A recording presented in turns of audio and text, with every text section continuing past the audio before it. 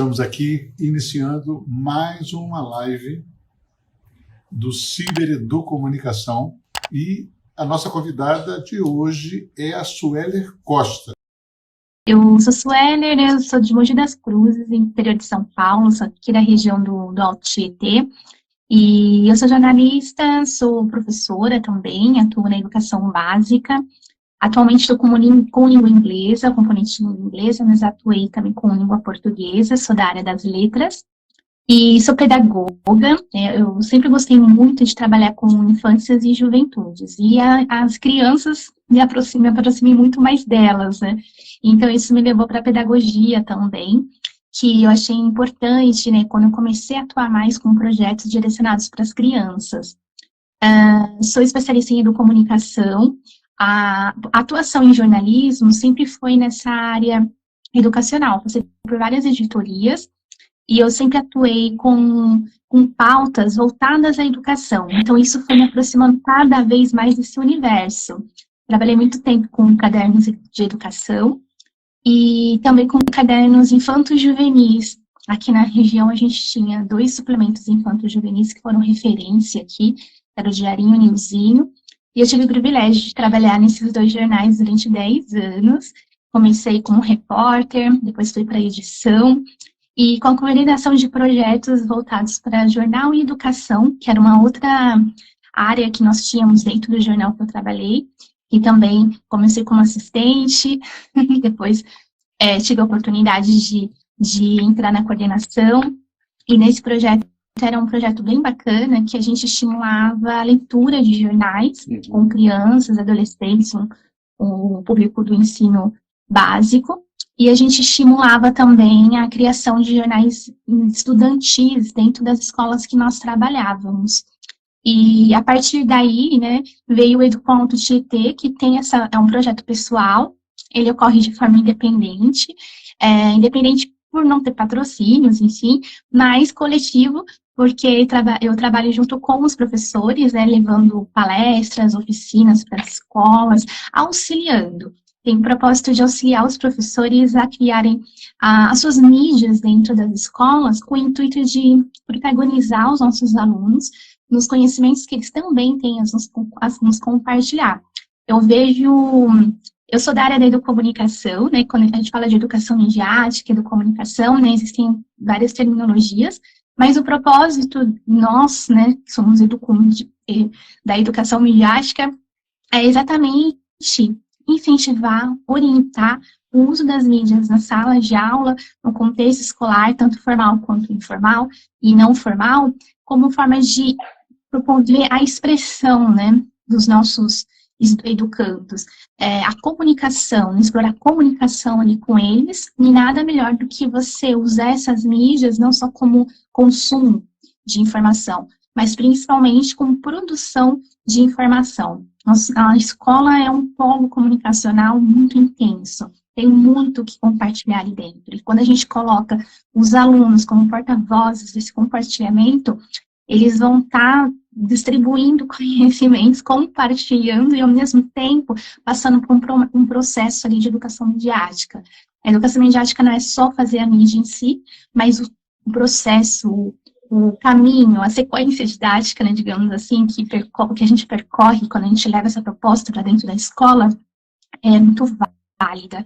A gente explora mídias, os letramentos, os múltiplos textos que eles já conhecem dentro dos seus cronogramas, e ainda assim a gente estimula o interesse pela informação, o interesse pela atualização e o interesse também de você ter um compromisso com aquilo que você compartilha, com aquilo que você produz e com aquelas pessoas com quem você comunica, né?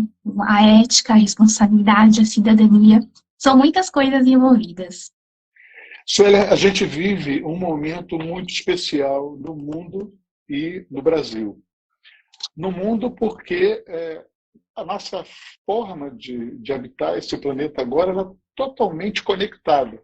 Então nós passamos muito mais tempo online do que o que passávamos. O advento da internet modificou isso completamente. Depois veio a pandemia e nos levou para dentro de espaços fechados no qual a internet era uma forma de estar presente sem precisar né, estar presente presencialmente, então a gente estava presente remotamente, muitas vezes através de uma rede social, às vezes até através de uma aula online, em outras vezes através dos games, por exemplo. Então a criança ou adolescente estava jogando, mas ao mesmo tempo ele estava conectado com outros adolescentes, conectado via jogo, né, que é uma atividade lúdica que também envolve descobertas e aprendizados, e ao mesmo tempo conectado via redes sociais.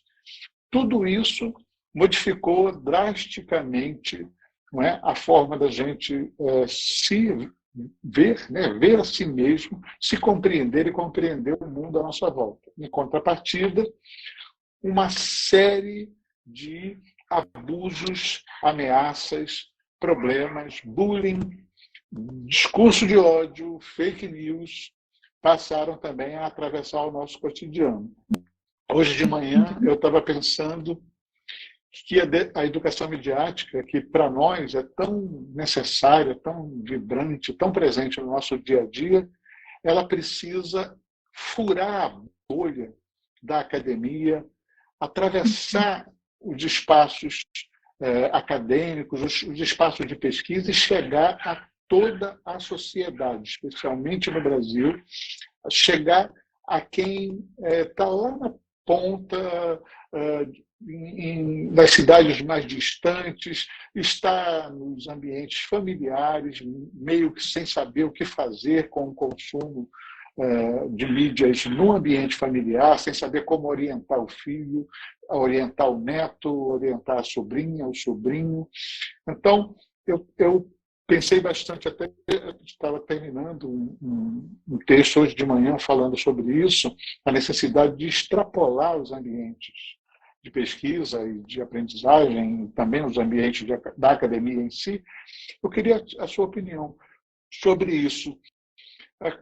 Se você vê também que a educação midiática ela é necessária para toda a sociedade. E aí vem logo uma segunda pergunta, que está ligado ao tema do nosso encontro aqui hoje. Quais são as principais habilidades e competências que as pessoas podem desenvolver a partir da educação midiática? Bom, vamos lá. Com relação à educação para a sociedade, né? Sim, com certeza. Não eu, mas nós, né, como pesquisadores, a gente considera a educação midiática um conhecimento ao longo da vida. A gente focaliza muito a educação básica, porque a escola é o maior forma de conhecimento, né? Então, o ideal seria que ela começasse desde o ensino infantil mesmo, para que fosse um processo a longo prazo, sistêmico, contínuo, planejado, e mais do que isso, que seja um projeto a longo prazo, não um projeto de 6 meses, né? Às vezes a gente leva a educação midiática para os contextos escolares, por meio de uma prática, por meio de uma proposta emergencial, mas que às vezes é um projeto de 6 meses, de 3 meses, sendo que não, ele tem que fazer parte do currículo da escola, tem que fazer parte ali do planejamento pedagógico, tem que fazer parte do contexto escolar, né? Tem que ser algo, em todo início de ano, né, a gente programa os projetos que vão acontecer dentro daquela escola, sugere esse projeto de educação midiática na sua escola, né? A gente, todo ano, a gente trabalha em escola, né? Tem um projeto do meio ambiente, tem um projeto para o bullying, para o combate do bullying, tem um projeto que vai nos acompanhar o ano inteiro. Sugira um projeto de educação midiática. A educação midiática, ela está dentro dos currículos, né? Porque algumas habilidades e essas competências, elas são enaltecidas primeiro nos parâmetros curriculares. Isso também é importante destacar que não é agora, com a BNCC, que passou a entrar, já tínhamos, sim, as próprias diretrizes e bases trazem ali habilidades voltadas para essa questão da comunicação, né, do contato com suportes de leitura, que até então eram mais os impressos, mas agora a gente tem esse desafio ainda maior, que são os digitais. Vem os PCNs com todos os componentes curriculares, que tem ali algumas atenções com relação ao uso da mídia dentro da prática pedagógica, sendo a língua portuguesa a que mais enfatiza, né, porque a gente tem um campo jornalístico ali, que a gente trabalha bastante os gêneros textuais. E com a BNCC, vejo como uma grande oportunidade de alavancar esse conceito e essa prática, porque as 10 competências gerais da BNCC, elas já trazem essa visão, né, para a comunicação, para o digital, para o repertório cultural, que isso envolve conhecer esses meios, conhecer esses novos suportes de leituras, essas plataformas, como elas se operacionalizam, como essas informações são construídas e como elas chegam até nós. Aquelas 10 competências gerais, tem as específicas para a área da comunicação, mas eu digo que as 10, elas são muito bem integradas para a gente pensar melhor o que seria levar uma educação para as mídias, né, com as mídias e pelas mídias. A gente pensa no ensino básico porque a gente consegue criar um projeto sistêmico ali, organizado e planejado, mas temos que pensar na sociedade como um todo, porque é um conhecimento ao longo da vida. Por quê? Porque hoje a gente tem a cultura digital, a gente está imerso na cultura digital. Antes nós tínhamos as mídias tradicionais, elas eram unidirecionais, né? Nós tínhamos poucos canais de acesso, e as informações que chegavam até nós eram informações pré-estabelecidas e já concretizadas como as únicas e verdadeiras, né, eram as que nós tínhamos acesso naquele momento, e agora com a cultura digital, com as múltiplas plataformas, a gente tem múltiplos canais que nos oferecem diversas informações, que a gente tem a oportunidade, né, também de escolher aquilo que a gente lê, né, por mais que as informações cheguem até nós de acordo com os nossos interesses, né, vem os canais ali, as sugestões, né, que segundo o algoritmo nos traz, mas mesmo assim a gente ainda tem essa oportunidade de buscar novas informações que vão além do que os algoritmos nos trazem, algo que a gente não tinha lá atrás, né, eram há poucos canais. Mas isso exige de nós uma responsabilidade com o que a gente lê e com o que a gente compartilha. Isso exige de nós uma competência no ambiente digital que vai além de só checar o site se é confiável ou não, a fonte, né?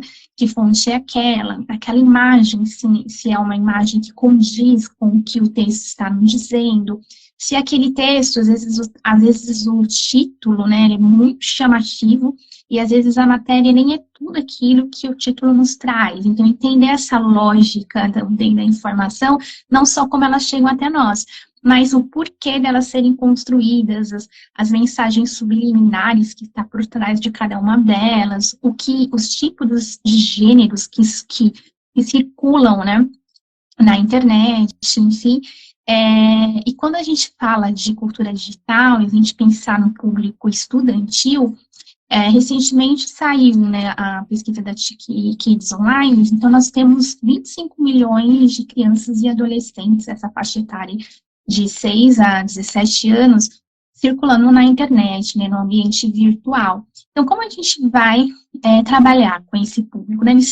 Eles foram considerados nativos digitais, né? Mas a pandemia, a gente pôde perceber que eles não têm esse domínio nativo digital porque eles nasceram, né, numa época que eles pegaram a internet em evolução, né, então eles nem reconhecem algo que seja além, pode até me interromper, viu? Antes da internet, e para eles é uma máquina de escrever, imagina, né, uma câmera analógica, né, é algo assim pré-histórico. E esses jovens, eles sabem, a gente diz que eles têm as habilidades operacionais, que são o reconhecimento dos aplicativos, baixar um game, baixar um programa que lhe interessa, um programa de vídeo para editar um vídeo pelos celulares, essas habilidades operacionais, eles dominam com muita facilidade, mas as habilidades informacionais, eles precisam de curadoria, precisam de mediação, precisam de orientação e precisam dessa educação para as mídias. A informação para essa juventude, ela tem que ser atraente, porque ela não é atraente, né? É muito difícil, assim, não que não tenha, mas de 10 adolescentes, 2 ou 3 leem os informativos, né? E ainda assim, as principais fontes de informação deles são as redes sociais. Então, eles se informam por 300 caracteres, né? Eles se informam por chamadas, só pelas chamadas, eles não leem os textos completos, porque eles não atraem. Então, como trazer esse jovem para esse universo informacional? Instigando, incentivando, levando informações para eles na linguagem que mais seja apropriada para eles, mais cativante para eles. E o aprofundamento desses textos que eles chegam, cabe a nós, educadores, mediadores, tutores, Claro, a levar claro. para eles, né, cada vez mais fundamentações, para que eles explorem as chamadas. Eu quero pegar um ponto da sua fala, porque você está falando de uma mudança de grande monta, né, de grande intensidade nos modos de ler o mundo. E Sim, isso provoca um leitor novo, um leitor com novas capacidades, com novas habilidades. Agora, na sua fala, você mencionou o que o algoritmo nos traz.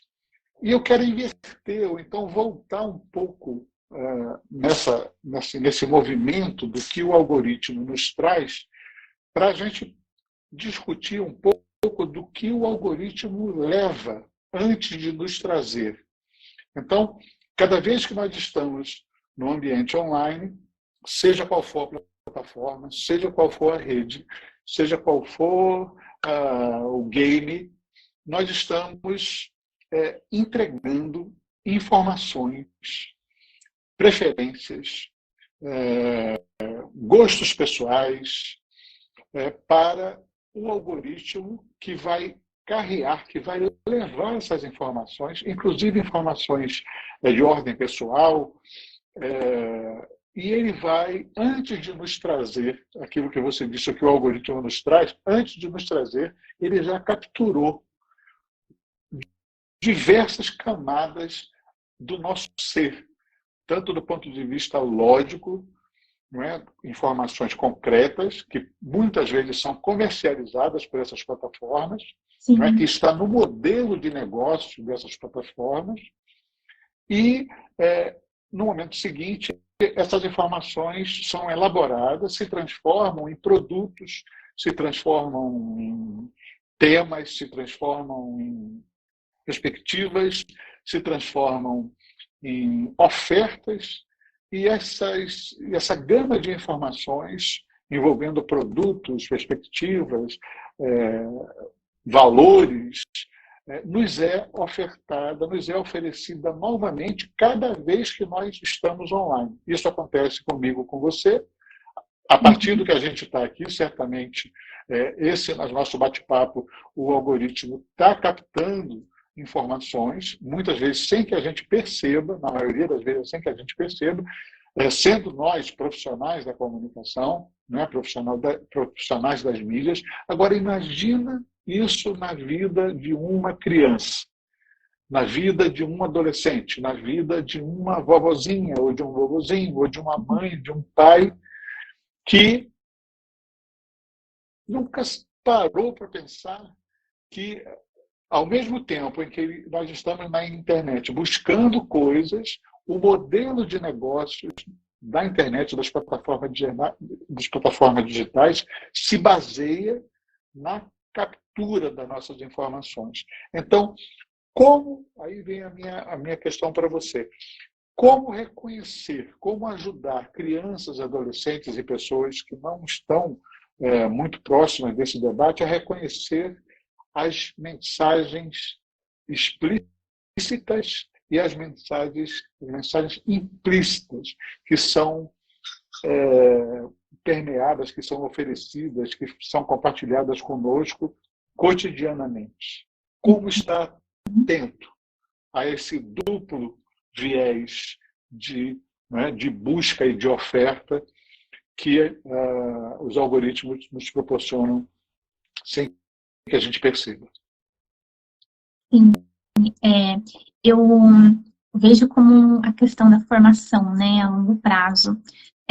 eu sou muito sistemática, né, e quando a gente trabalha com programas que tentam levar essa educação para as mídias no âmbito geral, começa já, eu acho que o principal trabalhar com isso, com os públicos em geral, é a questão dos gêneros textuais, né, dos textos multimodais, né, e que nós temos as referências dos textos impressos e hoje a gente tem os textos digitais. E esses textos digitais, né, reconhecer, né, o que é uma propaganda, o que é um texto jornalístico, o que é uma matéria paga, reconhecer, e isso é questão do que chega até você, né, reconhecer os sites, a gente tem referências de alguns sites que são mais renomados, que são mais tradicionais, com relação à mídia, né, que site é aquele, e daqueles sites que são suspeitos, né? Eu vejo muito com relação, por exemplo, ao público idoso, né? O algoritmo dos idosos recebe muitas matérias relacionadas a aposentadorias, recebe muitos links, assim, com relação à prova de vida, às vezes nem é um momento, assim, de fazer prova de vida, e eles recebem muitas mensagens, muitos textos. Eu vejo isso porque eu acompanho o celular dos meus pais, né? E é muito diferente, é totalmente diferente. Acho que o primeiro passo de reconhecimento é você orientar com relação ao que chega a essas pessoas, comparando celulares, né? O que chega para mim é muito diferente do que chega para você. Temos semelhanças, mas tem algo muito específico para você. As matérias que são direcionadas no Google Notícias também não chegam nas mesmas ordens que chega para você. Então, às vezes, tem um assunto que é bombástico, que vai chegar para todos os públicos, porque ele está em ênfase na mídia.